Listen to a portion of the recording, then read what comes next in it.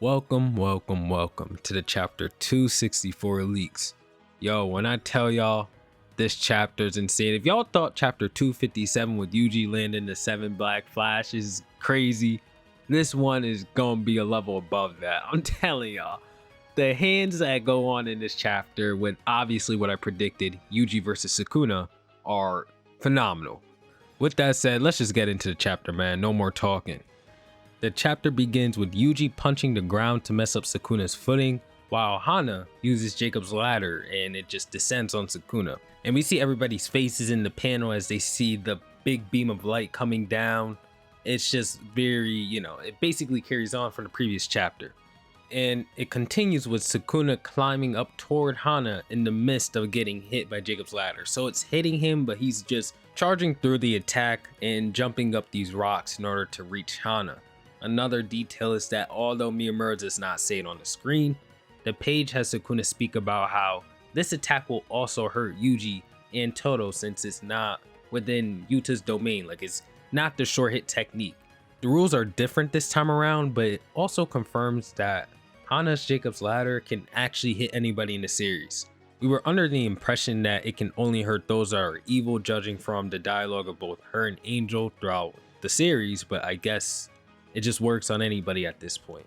To clarify though, Hana does not hit Yuji and Todo with it, but Sukuna is saying that he's going to go through the pillar of light so Yuji and Todo do not interfere with him while he's trying to hit Hana.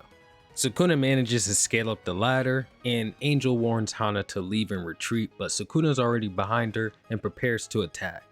He says that the output of Hana's Jacob's ladder does not have the same level of power that it's had the last time they fought. And then he proclaims to Angel that before he's ripped apart from Megami, I will take your life. He's directly saying this to Angel, and he says that the output of their Jacob's ladder has fallen because Hana lost her arm before, so that made her weaker. And since her and Angel directly coexist, they're sharing the body at the same time at all times, they don't have any physical toughness as a sorcerer. I don't really understand it. We'll probably be able to understand this better when the translations come out, but Sukuna's basically saying they can't use curse energy reinforcement or something along the lines of this. Anyways, Sukuna locks in and lands a black flash, but Todo jumps in the way and takes that attack head on to save Hana. Todo ate 2 direct black flashes from Sukuna in this fight. Bro needs his props. But before we can, Sukuna does it first, saying that this man is truly a Jujutsu sorcerer through and through, as he punches Todo through 3 buildings and Todo and Hana are just left in a crater. They're completely out of the fight. This means Yuji is the last one left. Well, excluding Hakari, because nobody knows where the hell Hakari is at this point. And I don't even think we care no more. We've just accepted he's not coming back. So continuing with the chapter, Sukuna says that I'ma handle Hana after I finish Yuji off. And Yuji pulls up from the Jacob's ladder. So it's revealed that Yuji was basically following Sukuna the entire time he was running up the Jacob's ladder, although we had initially believed that he was never hit with it. And Yuji then throws a hard punch at Sukuna's face, rocking his shit, and then he grabs both of his legs and smashes him down on a building. You know how Hakari had grabbed Uraume's face and slammed her through multiple buildings? It's the same exact cutscene with Sukuna sliding out of the building and all that. It's literally the same exact thing, but Sukuna instead. And as Sukuna's sliding out of the building, Yuji pulls up on him, trying to disrupt Sukuna's footing again, using his shrine technique. But Sukuna manages to punch Yuji away. His remaining arms have been regenerated. And as Sukuna launches another domain expansion, I'm kidding. Sukuna punches Yuji away and his remaining arms are regenerated. The narrator says that after hitting 2 additional black flashes, the King of Curses finally regains his RCT. Don't worry, he didn't cast a domain expansion, that was just a joke. So as Sukuna finally has 4 of his arms back, he grabs a hold of Yuji's face and throws punches at it, he just beats the hell out of him basically, and then knees him at the end of his combo.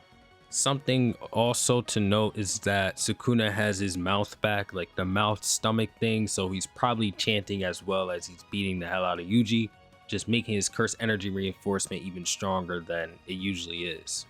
He also thinks about how Yuji's dismantle that targets the boundary between his and Megumi's soul is a fatal attack for him at this point.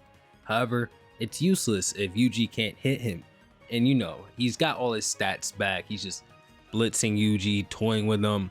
He's beating the hell out of him, and Yuji's trying to land these dismantles, but he's missing all of them. But Yuji, on the other hand, is not giving up. He's doing everything he can to hit Sukuna. He gets back up, tries his best, but Sukuna will not let Yuji land another hit on him, and he punches Yuji again. But something's about to happen. We enter a small flashback, way back in like chapter 15, where Gojo was teaching Yuji about domain expansions when fighting Jogo. Gojo says that uses a lot of curse energy, but it does have its pros. First, domains give an upgrade to the user's stats due to something like an environment buff in a video game. And plus, any curse technique that is applied to a domain will always hit the opponent. And we see Yuji use a domain expansion.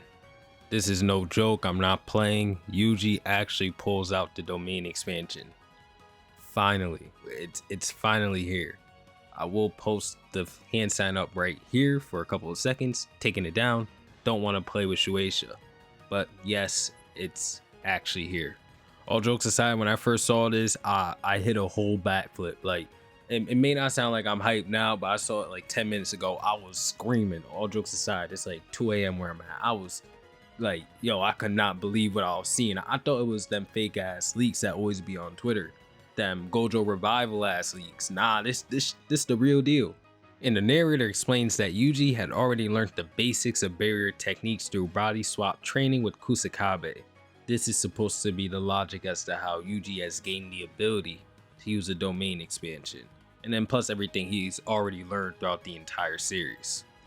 And as this explanation ends, it's shown that Sukuna is at an unknown train station.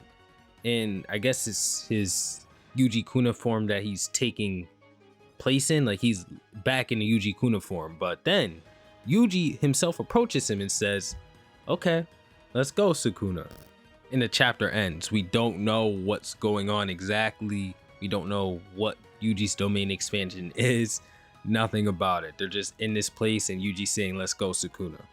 People are theorizing that this is the whole memory thing that goes on with Yuji. If y'all remember Todo, Choso, something like that, it's related to his domain.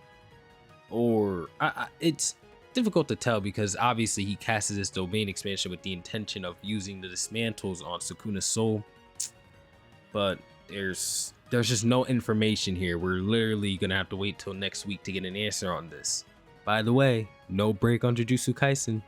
So it's only a week. Thank God. I'm tired of the breaks.